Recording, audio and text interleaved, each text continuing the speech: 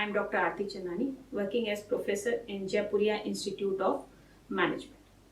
Today I'm going to talk about how a finance function is organized in a typical organization. Now, what I'm going to talk about may not be true for all the organizations, but typically, more or less, it will be observed in most of the organizations. So when we see at the top, you will have the board of directors. Under board of directors, there will be a CEO who is responsible for overall management of the firm. Under CEO, you will have various people like we call today as Chief Technology Officer, CTO. You will have Chief HRO, who is actually taking care of the HR functions. You are having CMO, Chief Marketing Officer, then CFO. So we are having various functional head who are working under CEO. Nowadays, there is another designation which has come as CSO, Chief Sustainability Officer. So these are the people who are working under CEO. Then under CFO, you will have controller, you will also have the treasurer. So again, under controller or the finance manager, you will have different finance manager who are again responsible for different activities. So this is a typical structure in a particular firm which happens while hierarchical structure is being made for the organization. Now let's talk about what are the different objectives or goal of a firm. Now we can divide the objectives or goal into two major parts. One could be financial goal and another could be non-financial goal. Now what could be the non-financial goal for the firm? The non-financial goal for the firm could be that I want to maximize the market share. Now, in a way, you can say that it is a financial goal, but we are looking at the percentage, then it is a non-financial goal. Then we are talking about increasing the employee satisfaction. That is the non-financial goal. Then could be providing the best service to the consumer. Again, it's a non-financial goal. We are trying to talk about how do we provide best service to the consumers. Now, these could be some of the non-financial goals. So, as a firm, you can achieve or you can fix that this is the goal which I am going to follow. Then, when we talk about financial goal, we are talking about as a company, I want to maintain financial liquidity and solvency. That could be one financial goal. But most spoken or most discussed financial goals are profit maximization and wealth maximization. So let's understand what are these two goals. When we talk about profit maximization, there are different terms which we come across when we talk about profit maximization. We know profit as a single term. If I ask you how many profit are you aware of, one can say I know profit after tax, I know profit before tax, gross profit, net profit. So there are multiple ways in which profit can be told.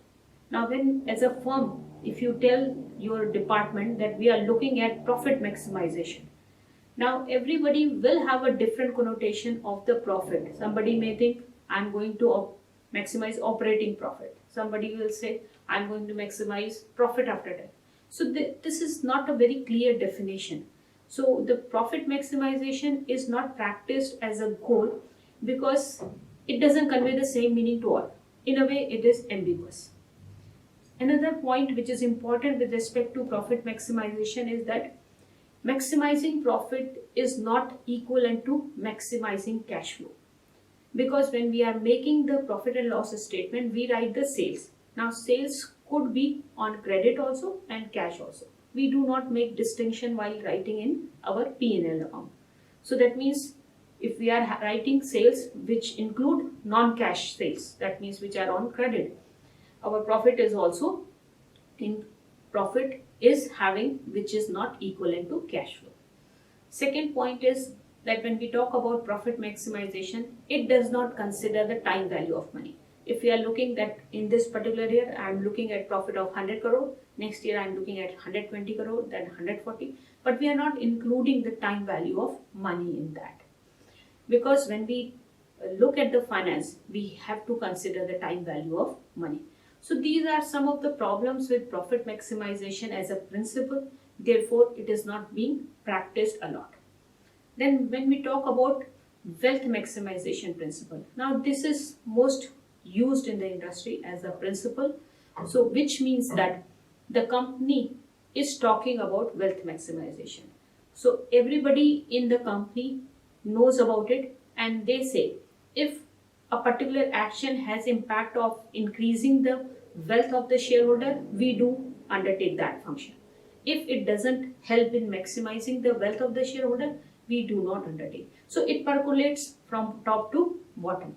Now this is also known as value maximization. Now what do we mean by wealth maximization? Now wealth maximization is that the shares of a company are listed on a stock exchange.